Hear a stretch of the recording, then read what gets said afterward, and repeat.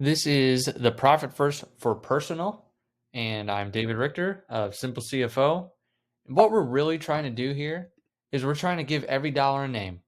You might have heard that before in the past. Dave Ramsey's made it popular with the envelope system for personal finances. So it's that exact same concept, but in your personal finances here, I want you to not have to use envelopes, but instead we're going to use bank accounts. So there's specific ones. So if you've read Profit First or you haven't, they talk about 5 fundamental accounts. Well, I want to talk about a golden trio of personal accounts and 3 accounts that will help you keep more of the money at home as well too for the things that you want the financial freedom when it comes to your personal life.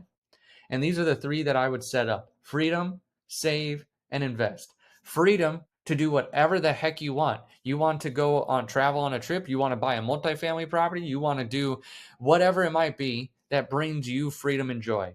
Saving, that one is more of a buffer to just for life circumstances. Something comes up, you have the money there. And invest in a specific account to return an investment of that money and the time and the effort and get a return for it. Freedom is different. Freedom is like you don't necessarily need a return. It might be an experience that you take with your family, or it might be, some community outreach or whatever it might be for you that gives you your ultimate freedom. That's what that account is for. So that would be your golden trio because we want to make sure you're winning in the end, that your story, just like in a lot of those big epic sagas like Harry Potter, Star Wars, 3 main heroes, you have 3 main heroes in your personal life as well too, to make sure that you've got the freedom you want, that you've got the rainy day fund with save, and that you can invest and actually get a return on that investment and make more dollars for you. The other ones as well too is income. Income's where is everything that comes in just sits there until you transfer it out to the other accounts. So that would be where all your deposits go into. So if you're getting multiple streams of income, they all go in that one income account. Or if you're getting automatic deposits from your W-2 job, then it would go into the income account. Then the spend, number 5, there is where everything outflows that isn't the freedom, saving, or investing. It's basically all your other expenses. You can go granular if you want to and set up other accounts like as sub accounts of spend. If you want to know, like, hey, I want to save for Christmas gifts throughout the year, whatever you want to do, spend can be broken down more. But these would be ones that will help you not spend every dollar that you make. So that way it's not just income, it comes in and then goes out to spend. You actually have some accounts to help you keep it. I did also create a spreadsheet, which, I mean, if you saw my picture, you would understand why I like spreadsheets. But this is where you're able to say on this specific tab, what is our budget for the month? How much income is coming in? So if you have different sources or if it's just one source, you could delete this. Then that adds up to your total income. And then down here are the categories for the investing, saving. Basically, this is the golden trio here of savings, investment, and freedom. And then you say, of how much I'm making, how much do I want to make sure I'm at least putting into those accounts on a monthly basis?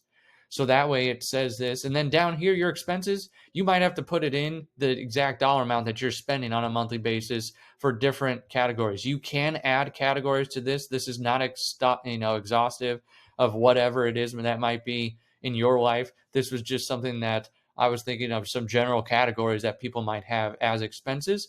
So that way you can see, okay, these are the dollar amounts I'm spending. This is the percent of income that I'm spending, for those specific things, whatever it might be. That's where it calculates here on the right-hand side, the major categories. So that golden trio is 30%, the savings, investment, freedom, and then the spend is 70%. So overall, you're doing pretty well. You're able to keep 30% of it to either invest it, save it, or for whatever the heck you want. This would be the actual transfers. So it comes into income. This would go into the income account, the 8,300 in a month. Then this is how you would transfer it out. And this is where you would, put it in these different bank accounts. Then down here, I just did a key for the charge type. So if you have the type of charge, this is like credit card, automatic payment, ATM. If you want to really dig in later on and say, how am I charging things? What's automatic? So that way, very easily you could shut something off or where is it being charged from.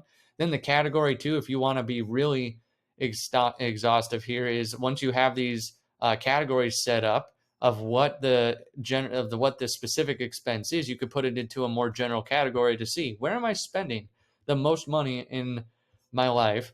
And then here Then down here, the categories from saving, investing, and freedom. Then these are if you want to run a checkbook. If you want to run a specific checkbook over here, you would put the date, the transaction type, the expense name, where you spent the money and how much you spent. Over here, it's income. So this would be when the income came in, what type of income, the name of where it came from, and how much. Then it actually adjusts this balance up and down. So if I put $1 here, then it would go to 0. And if I put $2 over here, then it would go to 2. You see it adds and subtracts from the income and expense lines here.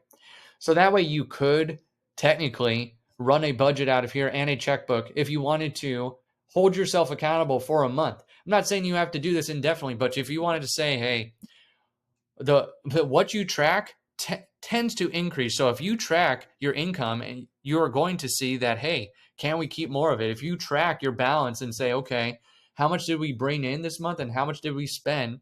It's going to be very revealing. So that's another thing too. There's a psychological effect there. And sometimes this is staring the truth in the face. Sometimes people don't want to do that. But I promise, if you do this, you will have more money at the end of the month after you see this is what we're spending and keeping and making. I want to make sure that I actually have money left over at the end of the month versus the other way around. There's month left over at the end of the money. So this is how to be able to say, this is where we're spending it. Then you take control over your finances instead of it having control over you. Hopefully this was helpful. This is Profit First for Personal and the accounts that you can set up, how I would set it up, and then how you could transfer the money on a very simple process, and then setting up a monthly budget. Then you would just duplicate this tab for each month that you wanted to set up a budget or however you wanted to do it. And then you would just run it on the checkbook for any time you wanted to do an analyzation of your spending to make it very easy for you. You could even in your personal life, you probably in the business have heard of a virtual assistant maybe or something. You could do that for your finances if you wanted to give them a bank statement that didn't have your account numbers on it, but just to input the expenses and income in those columns to be able to say, hey, I want you to set it up with these categories and these expenses. If you're just going crazy at home and can't even imagine putting in every single expense and income too. There's other ways to do this where you could hire someone for like maybe $20 for an hour or whatever to put together the 1 month of your expenses and income, and then go and analyze it and say, hey, we're not getting to where we want to be. How can we get there, and how fast can we? Hopefully that was helpful. Thank you very much.